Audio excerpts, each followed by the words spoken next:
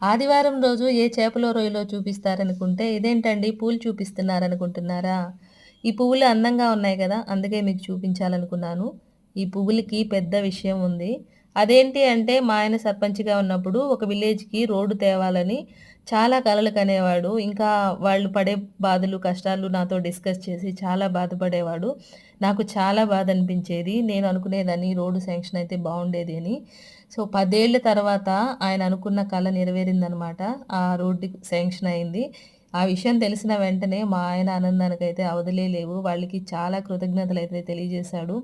అలాగే ఈ రోడ్డు రావడానికి ఎవరైతే సాయం చేశారో వాళ్ళందరికి కూడా సరే వెళ్లి స్వయంగా పువ్వులిచ్చి విష్ చేయాలని పువ్వులైతే తెప్పించాడనమాట. ఇంకా విలేజ్ వాళ్ళ దగ్గరికి వెళ్లి ఈ విషయం చెప్పి వాళ్ళ కళ్ళల్లో ఆనందం చూడాలని అనుకున్నాడు. ఇంకా పొద్దున్నే అయితే బయలుదేరి వెళ్ళిపోయాడు. వెళ్ళిపోయి వాళ్ళకి చెప్పాలని చెప్పాడనమాట. నాకు చాలా హ్యాపీగా అనిపించింది. ఎందుకంటే 10 సంవత్సరాల కల ఆయన అనుకున్నది అసలు అవుతదా? అవ్వదా? అనుకున్నది జరిగిందనమాట.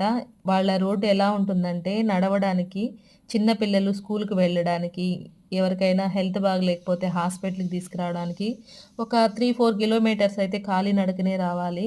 అది ఎలా ఉంటుందంటే ఆ రోడ్లంతా గుంతలు, ఇంకా చుట్టుపక్కలంతా పొలాలుండడం వల్ల పాములు, ఆ గుంటల్లో ఇంకా ఎలాంటి ప్రమాదాలు జరుగుతాయో గదా! చిన్న చిన్న వెహికల్స్ వెళ్ళాలన్నా, కాలినడకన వెళ్ళాలన్నా చాలా ఇబ్బందనమాట. అలాంటి వాళ్ళకి ఈ రోడ్డు దొరకడం అనేది చాలా హ్యాపీగా అనిపించింది నాకు కూడా. మీకెలా అనిపించింది? ఇక మేమైతే కావలికి వెళ్ళాము. మా అబ్బాయి చాలా రోజుల నుంచి ఎండ్రకాయలు కావాలని అడుగుతున్నాడు. మా రిలేషన్ అనమాట. ఆ అబ్బాయి ఒక దగ్గర బావుంటాయని తీసుకెళ్ళి తీసిచ్చాడు. చాలా బావున్నాయి. మనం ఈ కూరల్లో గ్రేవీ అయితే అస్సలు ఎక్స్‌పెక్ట్ చేయొద్దు. Please like, share and subscribe. Thank you.